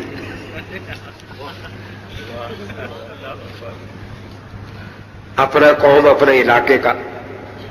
کیوں؟ اس کی عقلی وجہ بھی ہے. اب آپ مولانا کو مثلا 10 سال سے یہاں دیکھ رہے ہیں، ان کے بارے میں ایک آپ کا ذہن بنا ان کو دیکھ کر ان کے تقوی طہارت اور ان کے علم کا روب آپ دوں بیٹھا. اب کسی کی معمولی بات سے یہ بات آپ کے ذہن سے اعتقاد ختم نہیں ہو سکتا. اور ایک مولوی صاحب ہو کراچی میں تو ایک دو آدمی سنا کہ بہت بڑے عالم ہیں, دوسرے دو آ کے کہہ دیں گے کوئی نہیں ہے, تو بات ختم ہو جائے گی. اس میں دو باتیں ہیں. ایک تو یہ کہ جو آپ کے علاقے, جس کا مذہب آپ کے علاقے میں متواتر ہے, اس کو آپ اچھی طرح جانتے ہیں, اس کا اعتقاد آپ سے ختم نہیں ہو سکتا. پھر اس کا مسئلہ آپ کو پورے یقین سے ملے گا. دیکھو نا, اس کی میں عام مثال دیا کرتا ہوں کہ ام المدارس میں یہاں مفتی صاحبان نے بیٹھ کر فیصلہ کر دیا کہ بھی چاند ثابت ہو گیا ہے, کل روزہ رکھنا ہے. اب پورے فیصلہ آباد میں سب نے روزہ رکھا ہوا ہے. یہ فیصلہ یہاں آپ کو پورے یقین اور تواتر سے ملا. اب سعودیہ میں مولوی حبیب اللہ صاحب اکیلے گئے, انہوں نے جا کر وہاں کہا کہ پاکستان میں آج روزہ ہے. عمر رضا صاحب نے فیصلہ کیا ہے. اب ان کے سامنے یہ سارے روزہ تو نظر نہیں آ رہے نا ان کو, صرف ایک حبیب اللہ صاحب ہے نا. اب یہاں یہی بحث ہو جائے گی کہ یہ عادل بھی ہے یا نہیں, سکھا ہے یا ضعیف ہے. عادل بھی مانیں گے تو ظن ہوگا, یقین تو نہیں ہوا نا. اور عوام ظنیات پر نہیں چل سکتی, ان کو یقین چاہیے. تو جس کا مذہب اس علاقے میں متواتر ہوگا, جتنا اس کا یقین ہوگا, لاکھوں آدمی ایک ہی کی طرح نماز پڑھ رہے ہیں, جتنا اس نماز کے بارے میں یقین ہوگا, اتنا سنی سنائی کے بارے میں تو یقین نہیں ہوگا نا. خود محدثین کا بھی یہی اصول ہے. علماء حضرات بیٹھے, وہ کہتے ہیں جی محدث کہتے ہیں فلاں سند سنہری ہے. کیوں کہتے ہیں کہ یہ شاگرد کئی سال استاد کے پاس رہا, شاگرد بھی یہی کا, استاد بھی یہی کا. تو بات وہی کہ جتنا زیادہ عرصہ پاس رہے گا اتنا بات کمی ہوتی چلی جائے گی. تو اسی طرح فرمایا کہ کتاب و سنت میں فقیہ کا خیال حجت ہے. اور اگر فقہا میں آپ کو اختلاف نظر آئے تو جس فقیہ کا مذہب آپ کے علاقے میں ہے آپ نے اس کو لینا ہے, کیونکہ یہ متواتر ہے, وہ مذہب آپ کے یہاں متواتر نہیں ہے. یہ یقینی ہے, اور اس کا کوئی آئے گا تو پوچھنا پڑے گا. اب کوئی تبلیغی جماعت میں سری لنکا سے شافعی آ گیا تو اس کو پہلے یہی دیکھنا پڑے گا کہ بھئی یہ سکہ بھی ہے یا نہیں. وہ امام شافعی کا مسئلہ بتائے گا تو. لیکن یہاں اس بات پر بات رہی ہے, یہاں تو سورج کی طرح بات پھیلی ہے نا, جیسے سورج کے لیے کسی گواہی کی ضرورت نہیں ہوتی, 14ویں رات کے چاند کے لیے کسی گواہی کی ضرورت نہیں ہوتی. تو قرآن پاک کی اس آیت سے دونوں باتیں ثابت ہوئی کہ ایک تو یہ کہ کتاب و سنت کا صحیح مفہوم وہ ہے جو فقہا نے بیان کیا. اب اگر فقہا میں اختلاف ہو تو جس طرح یہ قاری صاحب آپ کو ورش کی قرات بھی سنا رہے تھے, لیکن یہاں وہ آپ نمازوں میں پڑھتے نہیں, جو یہاں پڑھی جاتی ہے وہی قرات سارے پڑھیں گے, اگرچہ دوسرے علاقے میں دوسری پڑھی جا رہی, اس میں کوئی ایسی بات نہیں. تو فرمایا لِيَتَفَقَّهُوا فِي الدِّينِ وَلِيُنذِرُوا قَوْمَهُمْ إِذَا رَجَعُوا إِلَيْهِمْ لَعَلَّهُمْ يَحْذَرُونَ. تو یہاں سے پتہ چلا یہ خطاب سب سے پہلے صحابہ کو ہے. ان کو ہے کہ صحابہ بھی دو جماعتیں تھی, ایک فقہا کی تھی اور ایک فقہا کی طرف رجوع کرنے والے تھے, ان سے مسئلہ پوچھنے والے. اس لیے شاہ ولی اللہ محدث دہلوی فرماتے ہیں قرۃ العینین میں, ہم صحابہ در یک مرتبہ نہ بودند, سارے صحابہ ایک مرتبہ میں نہیں تھے. بعض ازاں مجتہد بودند و بعض مقلد, ان میں بعض مجتہد تھے اور بعض ان سے فتویٰ لے کر عمل کر لیا کرتے تھے. ہاں یہ پکی بات ہے کہ غیر مقلد ایک بھی نہیں تھا. اگر کوئی ایک صحابی کے بارے میں ہمیں ایک حوالہ دے دے کہ وہ نہ مجتہد تھا نہ مقلد تھا, غیر مقلد تھا, ہم 1,00,000 روپیہ فی حوالہ انعام دیں گے. نہ تعبیر میں کوئی غیر مقلد تھا, نہ تبع تعبیر میں کوئی غیر مقلد تھا, بس دو ہی قسم کے لوگ تھے، یا تو مجھتے تھے اور یا ان کی تقلید کرنے والے۔ تو دیکھو اللہ تبارک و تعالیٰ نے ہمیں کس طرح سمجھایا، ہم مسلمان ہیں اور پھر اہل سنت والجماعت حنفی ہے، اہل سنت والجماعت حنفی ہے۔ جب ہم نے اپنے آپ کو اہل سنت کہا، بات غور سے سمجھے، سنت کا تعلق ہے نبی پاک کے ساتھ۔ کن کے ساتھ؟ نبی پاک کے ساتھ۔ نبی بہت سے آئے، پہلے نبی سیدنا آدم علیہ السلام ہے اور آخری نبی حضرت محمد الرسول اللہ صلی اللہ علیہ وسلم ہے۔ سارے نبی برحق ہیں، کہہ دو سارے نبی برحق ہیں۔ عقائد میں کوئی اختلاف نہیں، عقائد میں، لیکن اعمال میں حرام حلال کا اختلاف ہے۔ ایک کی شریعت میں بہن سے نکاح حلال ہے، ایک میں حرام ہے۔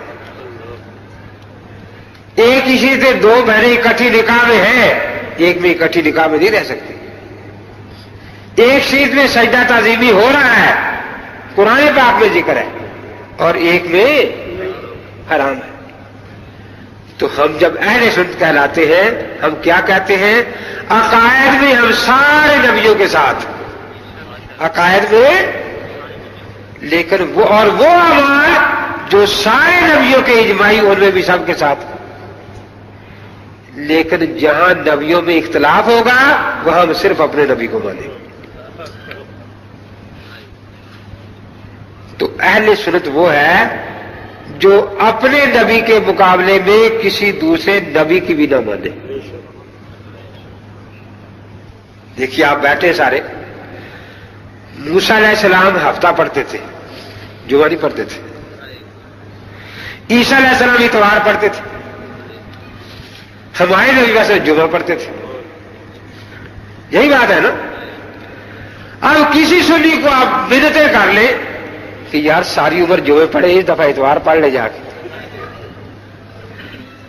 آپ سوچ بھی سکتے ہیں کہ کوئی سنی اتوار پڑھنے چلا جائے، چلو یار اس دفعہ ہفتہ پڑھاتے ہیں جا کے۔ موسیٰ علیہ السلام اگر سچے نبی ہے نا، ہم یہ کہتے ہیں نبی سارے برحق، عقائد سب کے سب ہمارے ساتھ جیسے، لیکن جہاں اختلاف ہو جائے گا ہمارے نبی پاک کا دوسرے نبیوں سے، وہ ہم صرف اپنے نبی کی مانیں۔ کہیں کوئی آپ کو ایسا حنفی سنی ملا جو کہے یار 20 سال ہو گیا بیت اللہ سے منہ کرتی ہے، چلو آج زور کی نماز بیت المقدس کی طرف پڑھ لیں، اور دلیل کیا دے کہ ادھر ایک نبی پڑھ رہا ہے ادھر سارے پڑھ رہے ہیں، زیادہ امام ادھر ہے نا، زیادہ امام ادھر ہے، اس لیے جدھر سارے نبیوں نے نماز پڑھی ہے میں بھی ایک نماز ادھر پڑھ لیتا۔ تو اہل سنت کا مطلب یہ ہے کہ ہم اپنے نبی کے مقابلے میں کسی نبی کی بات بھی نہیں مانتے، اور جو پھر اہل سنت کے بارے میں جھوٹ بولے کہ یہ نبی کے مقابلے میں ابو حنیفہ کی بات مانتے ہیں،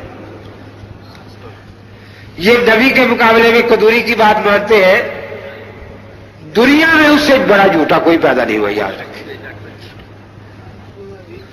شیطان تو ایک زندگی میں سچ بول گیا تھا، لیکن ان کی قسمت میں ایک سچ بھی نہیں ہے۔ ہم اہل سنت جب کہا تو تعلق نبی سے جوڑا، یہاں ہم نے نبوت والی بات واضح کر دی کہ نبیوں میں عقائد میں اتفاق، جن مسائل میں اتفاق ہم سب کے ساتھ، جن میں آپس میں اختلاف ہوگا وہ ہم اپنے نبی کے علاوہ کسی اور طرف نظر بھی نہیں اٹھائیں گے۔ اسی طرح چاروں امام جو برحق ہیں ان کا مطلب کیا کہ چاروں عقیدت اور اہل سنت والجماعت تھے، ان کے عقیدے سب کے ایک تھے۔ ہم عقیدوں میں چاروں اماموں کے ساتھ اور اتفاقی مسائل میں بھی چاروں اماموں کے ساتھ، لیکن جہاں اختلاف ہوگا پھر ہم اپنے امام کے خلاف دوسرے کی بات نہیں لیں گے، ہم اپنے امام کی بات، دوسرے کی بات، اور نہ ان کو حق ہے کہ ہمارے امام کے خلاف کسی امتی کا قول ہمارے سامنے پیش کریں. ہم حنفی کراتے ہیں. تو اس لیے ہم اہل سنت والجماعت حنفی ہیں. اہل سنت کا مطلب میں نے عرض کیا، اہل سنت میں نسبت نبوت کا ذکر ہے، اللہ کے نبی دین کے لانے والے. والجماعت میں صحابہ کا ذکر ہے، دین کے پھیلانے والے، دین کے. اور حنفی میں امام ابو حنیفہ کا ذکر ہے، دین کے لکھوانے والے، دین کے لکھوانے والے. تینوں الگ الگ مقاصد ہیں ہمارے. اب دیکھو سوال، یہ لوگ کہتے ہیں جی ہم قرآن حدیث کو سمجھ سکتے ہیں نبیوں صحابہ کے بغیر، ائمہ کے بغیر، لیکن ہم تو دیکھتے ہیں کہ ان کو اردو زبان کا ایک لفظ آج تک صحیح استعمال کر نہیں آیا. ایک حرف وہ ہے یا. یا ہمیشہ ایک جنس کے اندر آتا ہے. آج جمعرات ہے یا جمعہ؟ یہ سوال صحیح ہے. محرم ہے یا سفر؟ کیونکہ دو تین مہینے آ گئے نا. آج جمعرات ہے یا محرم؟ یہ ہے غیر مقلدوں میرا سوال. آپ پنجاب میں بیٹھے، سندھ میں، پاکستان میں بیٹھے، بھارت میں؟ پنجاب میں بیٹھے یا پاکستان میں؟ دونوں میں. تو لوگ سمجھیں گے کہ کہاں سے بیوقوف آ گیا جس کو یہ پتہ نہیں پنجاب پاکستان میں ہے. اب کوئی آپ سے پوچھے کہ آپ حنفی ہیں یا محمدی، تو یہ حماقت ہے نا. حضور پاک نبی ہے، سوال یہ تو بن سکتا تھا آپ محمدی ہیں یا موسوی، آپ محمدی ہیں یا عیسوی، دونوں طرف نبی ہوتے نا. یہ تو بن سکتا تھا کہ آپ حنفی ہیں یا شافی، دونوں طرف موچے باجے. آپ حنفی ہیں یا مالکی، لیکن یہ پوچھتے ہیں جی آپ حنفی ہیں یا محمدی. اس دھوکے میں سارے چل رہے. پوچھتے ہیں جی آپ کا مذہب کیا ہے، ہم کہتے ہیں حنفی، تو پھر پیشانی پر بال آ جاتا ہے. محمدی کیوں نہیں؟ تو اس لیے کہ ہمیں من آتا ہے مذہب کا، آپ کو آتا نہیں. ہم کیا آپ جیسے ان پڑھ تھوڑے ہیں. مذہب جو ہے، مذہب کا معنی ہوتا ہے راستہ. وہ پوچھتے ہیں شرارت کے لیے آدھا سوال، لیکن آپ کو جواب پورا دینا چاہیے. وہ پوچھے کہ آپ کا مذہب کیا ہے، آپ کہیں میرا مذہب حنفی ہے، منزل محمدی ہے. راستہ خود مقصود ہوتا ہی نہیں، وہ تو کسی منزل کے لیے ہوتا ہے نا.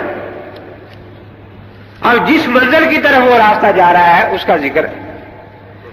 ایک مجھے کہنے لگا جی ائمہ میں اختلاف ہے، ائمہ میں اختلاف ہے، میں نے کہا راستے کا یا منزل کا؟ راستے کا یا دیکھو نا، اختلاف دو طرح کے ہوتے ہیں. ابھی آپ کے سامنے قاری صاحب قرآن پڑھ رہے تھے، اب یہ صاحب قاری حمزہ کی قرات پر قرآن پڑھ رہے ہیں، یہ قاری آصف کی قرات پر پڑھ رہے ہیں. تو 7 الگ الگ قراتوں پر 7 آدمی قرآن پڑھ رہے ہیں، لیکن پڑھ تو سارے قرآن رہے ہیں نا. اور یہ قرآن پڑھ رہے ہیں، یہ تورات لے کے بیٹھ گئے، اور یہ وید لے کے بیٹھ گیا ہے. یہ دونوں اختلاف ایک طرح کے ہیں؟ نہیں، یہ اصول کا اختلاف ہے. یہ آم کا درخت ہے، یہ کیکر کا درخت ہے. اب کوئی کیکر سے آم تلاش کرے تو مل جائیں گے، جڑیں الگ ہے نا. لیکن آم کا درخت ایک ہے، ایک شاخ ادھر گئی، ایک ادھر گئی، ایک ادھر گئی، ایک ادھر گئی. وہ اس سے شاخ سے لے رہا ہے آم، یہ اس سے لے رہا ہے. یہ فروعی اختلاف ہے، شاخوں کا اختلاف ہے، جڑ ایک ہی ہے. یہ خانہ کعبہ شریف ہے، یہ ادھر کھڑے نماز پڑھ رہے، منہ اس طرف کو ہے. میں ادھر کھڑے نماز میں، میرا منہ اس طرف کو ہے. ادھر والے کا منہ اس طرف کو ہے، ادھر والے کا منہ. لیکن یہ جہت کا اختلاف ہے، کعبہ چاروں کا ایک. لیکن وجہت ہوگا مولیہ فاستبقوا الخیرات. لیکن ایک بیت اللہ کی طرف نماز پڑھ رہا ہے، دوسرا بیت المقدس کی طرف، یہ اختلاف بنیادی ہے۔ تو وہ کہنے لگا جی اماموں میں اختلاف ہے۔ میں نے کہا راستے کا اختلاف ہے یا منزل کا؟ اگر منزل چاروں کی ایک ہے، اب دیکھو نا آپ مسجد میں آئے، کدھر سے کدھر سے کدھر سے کدھر سے، تو جو مشرق کی طرف سے ہے اس کا صرف پاؤں یہاں پہنچا ہے، باقی تو پیچھے رہ گیا نا کہیں۔ تو بھئی یہ مذہب ہے، مذہب کا مطلب کیا ہوتا ہے؟ راستہ۔ تو راستے چلنے کے لیے ہوتے ہیں، لڑنے کے لیے نہیں ہوتے۔ راستے چلنے کے لیے ہوتے ہیں، لڑنے کے لیے نہیں ہوتے۔ تو یہ راستے سارے ہمیں پہنچاتے ہیں منزل محمدی تک۔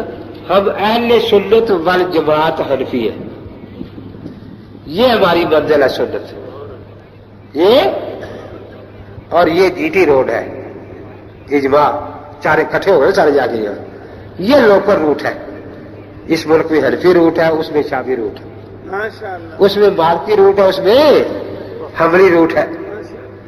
تو یہ سارے لوکل روٹ آ کر جی ٹی روڈ پر اکٹھے ہو جائیں گے نا، اور اس پر آ کے جا کے چاروں منزل محمدی میں پہنچ گئے۔ اب یہاں روٹ ہے حنفی، اور وہ کہے کہ میں تو شافعی پر چلوں گا، وہ ہے ہی نہیں ہے۔ جو نا آپ کے علاقے میں جس دریا سے نہر آ رہی ہے، آپ کہیں گے کہ اس دریا کا پانی نہیں میں لوں گا، وہ جو افغانستان میں ہے نا اس کا پانی لگاؤں گا کھیت کو، تو پھر وہ کھیت اس کا سر سبز رہے گا کبھی؟ بڑا پھر تیر مارتے ہیں جس صحابہ کا مذہب کیا تھا، صحابہ کا مذہب کیا تھا؟ میں کہتا ہوں کہ ان کو مذہب کی ضرورت نہیں تھی، مذہب تو راستے کو کہتے ہیں نا۔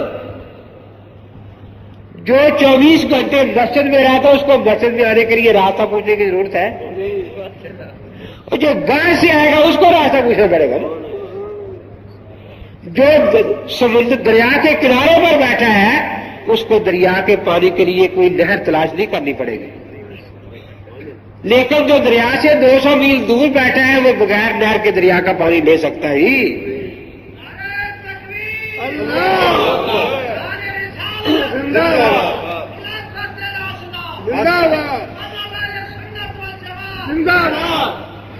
ایک مجھے کہنے لگا کہ جی حضور پاک نے فرمایا ہے کہ نماز اس طرح پڑھو جیسے مجھے دیکھو نماز پڑھتے۔ کبھی میں تو قسم کھاتا ہوں نہیں دیکھا حضرت کو، تو نے دیکھا ہے؟ کہتا دیکھا میں نے بھی نہیں، پھر ہمیں تمہیں معاف ہو گئی، کیونکہ نہ تو نے دیکھا ہے نہ میں نے دیکھا ہے۔ اب میں نے کہا پوری نماز کہاں سے ملے گی؟ ہم تو بتاتے ہیں ہم اہل سنت والجماعت حنفی ہیں، نبی کی سنت طریقے کی پوری نماز صحابہ نے دیکھی ہے، اور صحابہ کو پوری نماز پڑھتے میرے امام نے دیکھا ہے، اور میرے امام نے کتابوں میں لکھوا دی ہے، وہ کتابیں ہمارے پاس ہیں، امام محمد کی، قاضی ابو یوسف کی۔ اس لیے ہم تو کہہ سکتے ہیں ہم پوری نماز اللہ کے نبی پاک پر ہی پڑھتے ہیں، کیونکہ نبی کی نماز پڑھتے صحابہ کی جماعت نے دیکھا ہے، اور صحابہ کو امام ابو حنیفہ نے دیکھا ہے، اور وہ کتابوں میں لکھوا دی۔ تو ہم اہل سنت والجماعت حنفی مسلک سے تعلق رکھتے ہیں، سنت میں ہماری نسبت نبی پاک کی طرف ہے، دین کے لانے والے۔ یہ آپ کی چٹ بھی دیکھیں نا کیا لکھا ہے اس میں، قرآن کریم کے راب کیا وہی الہی ہے؟ اگر الہی ہے تو حضور کے دور میں کیوں نہیں تھے؟ تو حجاج بن یوسف کے دور میں کیسے لگائے گئے؟ ایک مقصد ہوتا ہے، ایک وسیلہ ہوتا ہے۔ مقصد ہے حج کرنا، وسیلہ ہے ایک جہاز پر چلا گیا، ہوائی پر، ایک سمندری پر چلا گیا، ایک بس میں چلا گیا، ایک پیدل سے جماعت ساتھ چلا گیا۔ جو جہاز پر گیا حج اس نے بھی اتنا ہی ادا کیا ہے، جو بحری جہاز پر گیا اس نے بھی اتنا ہی ادا کیا ہے، جو پیدل گیا حج اس نے بھی اتنا ہی۔ یہ اعراب وسائل میں سے ہے، جن کو اپنی زبان عربی ہے ان کو ان اعراب کی ضرورت نہیں تھی، لیکن دوسروں کے لیے ان اعراب کی ضرورت ہے، اس لیے یہ وسائل ہیں۔ وضو کی 13 سنتیں ہیں نا، لیکن ایک آدمی وضو نہر پر کر رہا ہے، چھوٹی اس نے بھی تیاری کی ہے پوری، دوسرا ٹوٹی پر بیٹھا کر رہا ہے، تیسرا نلکے پر کر رہا ہے، چوتھا ٹپ میں کر رہا ہے، پانچواں حوض میں کر رہا ہے. تو وسائل جو ہیں یہ ہر زمانے میں بدل سکتے ہیں لیکن مقاصد نہیں بدلا کرتے. قرآن پاک کی تلاوت وحی کی تلاوت ہے، البتہ یہ اس کے وسائل ہے اعراب لگانا، تو اس لیے یہ وسائل امتیوں کی طرف سے ہوتے ہیں. اسی طرح راستے امتی بناتے ہیں، منزل اللہ کی بھیج گئی ہے. مذہب حنفی ہے، شافعی ہے، مالکی ہے، حنبلی ہے.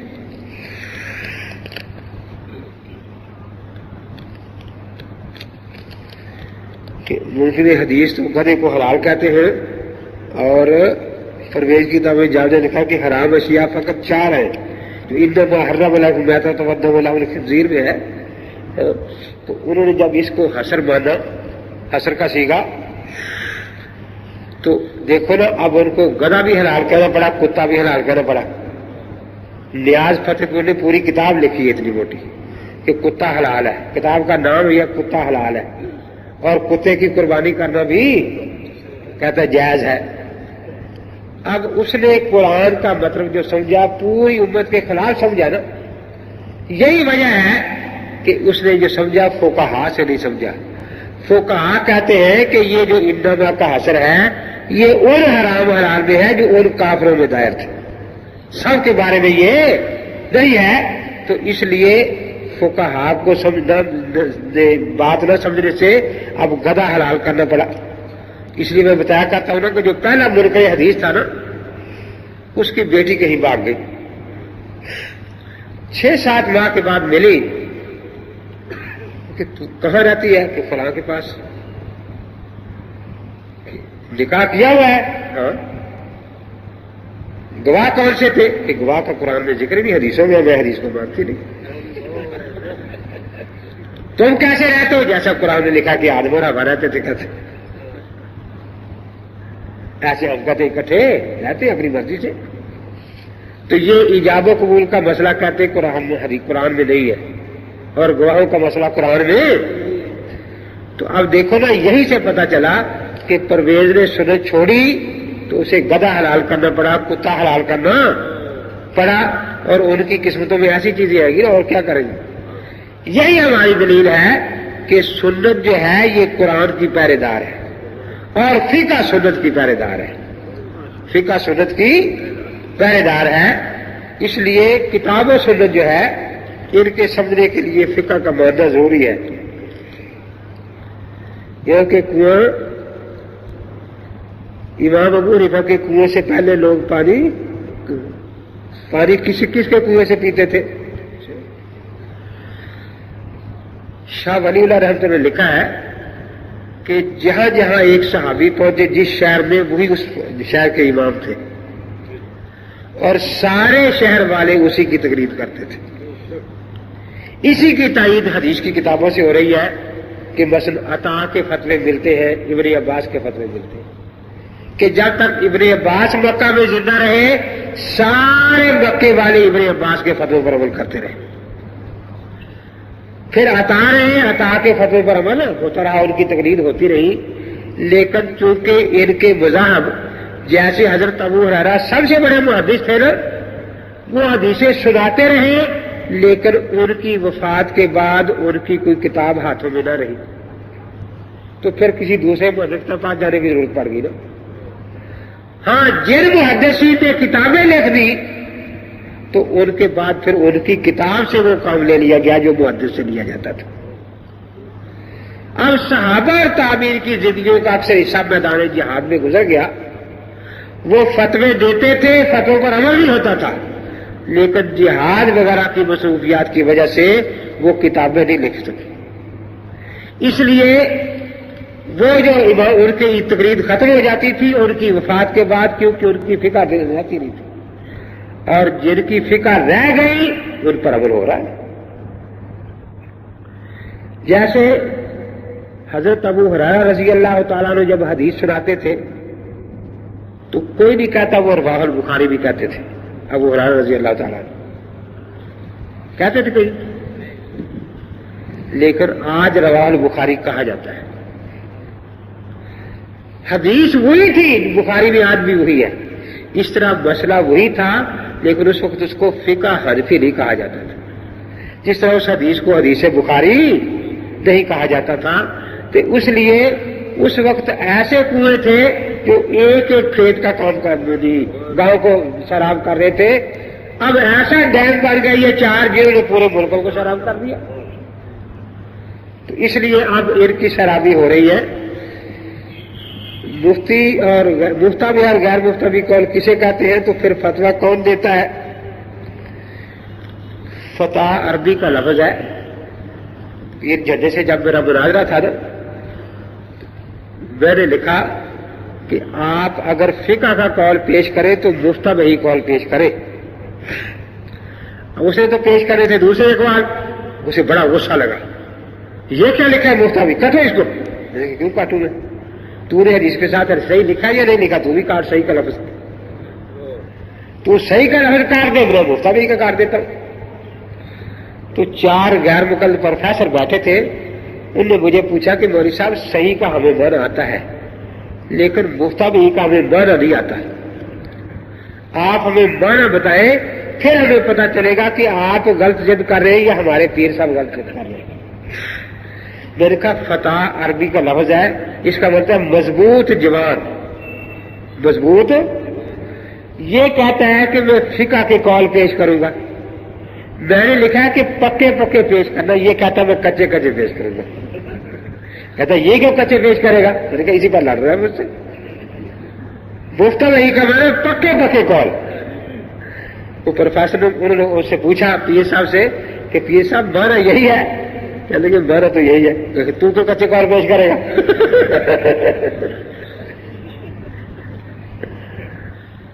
تو جس طرح حدیث کی اصول ہے اس سے پتہ چلتا ہے کہ یہ حدیث صحیح ہے ضعیف ہے، اس طرح مجتہد کے اصول ہوتے ہیں، ان اصولوں سے فیصلہ ہوتا ہے کہ یہ مفتابی قول ہے اور یہ غیر مفتابی قول ہے.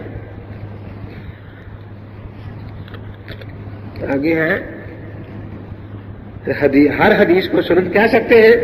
سنت نہیں تو کیوں؟ کیا فرق کیا ہے؟ سنت کہتے ہیں اصل میں راستے کو. جس حدیث پر عمل جاری ہو گیا وہ تو سنت کے بعد بھی آئے گی، اور جس پر جاری نہیں رہا اس کو سڑک کو نہیں کہتا. سنت میرے سڑک ہے نا، جس پر لوگ چل رہے ہیں. اگر ہل چلا ہوا ہو اور ایک آدمی پیشاب کرنے چلا جائے تو پاؤں تو لگ جائیں گے اس کے بھی، لیکن کوئی یہ نہیں کہا کہ راستہ بن گیا ہے. جی یہ تو وہی بات ہوئی. فرید افضل صاحب کے پوتے مجھے ملنے آئے، الیکس سلاک کے بعد کہنے لگے جی مجھے آپ سے ملنے کا بڑا شوق تھا. میں نے کہا خیر تھی. سنا آپ اہل حدیث کے بہت ہی خلاف ہیں. سنا آپ اہل حدیث کے بہت ہی خلاف ہیں. میں نے کہا میں تو اس دور کے اہل قرآن کے بھی سخت خلاف ہوں، کیونکہ وہ جانے لگا تھا میں نے راستہ روک لیا نا. میں نے کہا میں تو ان کے اہل قرآن کے خلاف. ان کے کہتا ہم بھی خلاف ہیں، ان کے ہم بھی خلاف ہیں. تھوڑی دیر کے بعد مجھے پوچھتا ہے کہ وہ سب حدیث بری چیز ہے، آپ اہل حدیث کے خلاف ہیں. میں نے کہا قرآن ہی برا ہے. آپ نے کہا کہ میں اہل قرآن کے خلاف ہوں. نہیں وہ تو قرآن کا لے کر دین میں جھوٹ بولتے ہیں نا. میں نے کہا آپ حدیث کا نام لے کر دین میں جھوٹ بولتے. بات تو یہ ہے.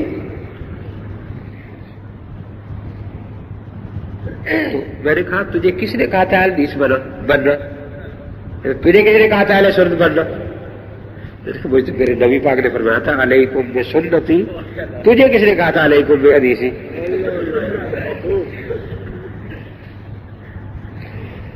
کہتا ہے حدیث اور سنت ایک ہی چیز ہے. میں نے کہا اس کی دلیل؟ کہیں اللہ نے فرمایا حدیث اور سنت ایک ہے، یا اللہ کے رسول نے فرمایا کہ میں کہتا ہوں تو بھی غلط کہتا ہے. یہ تیرے پاس داڑھی ہے سنت ہے، یہ حدیث ہے. لکھنے میری داڑھی حدیث ہے. اور وہ خاموش. پھر کا فجر کی نماز پڑھے 2 رکعت نماز حدیث. اللہ اکبر. کوئی زور کی رتیں سے رہے 4 حدیث 4 فرض 2 حدیث 2 نفر. تو میں نے کہا تو لکھ دے 10 کر لیا. اب 10 میں کرے. اب اندازہ لگایا. میں نے کہا تو خود بھی فرق کرتا ہے. حدیث کے لیے ضروری نہیں کہ اس پر عمل جاری رہا ہو، جس پر نہیں جاری رہا وہ بھی حدیث ہے۔ دیکھو نا، بیٹھ کر پیشاب کرنے پر عمل جاری رہا امت میں، یہ سنت بن گئی، اور کھڑے ہو کر پیشاب کرنے کی حدیث ہے، وہ سنت نہیں ہے۔ اب جو مرد عورت بیٹھ کر پیشاب کرتا ہے وہ اہل سنت ہے، اور جو مرد عورت کھڑے ہو کر پیشاب کرے وہ اہل حدیث ہے۔ سنت تو آج کو کہتے ہیں نا۔ دیکھیے، وضو میں کلی کرنا حضرت کی عادت تھی تو کلی سنت ہے، لیکن وضو کے بعد بیوی کا بوسہ لینا یہ عادت نہیں تھی، تو مسئلہ ضرور تھی بتانا تھا کہ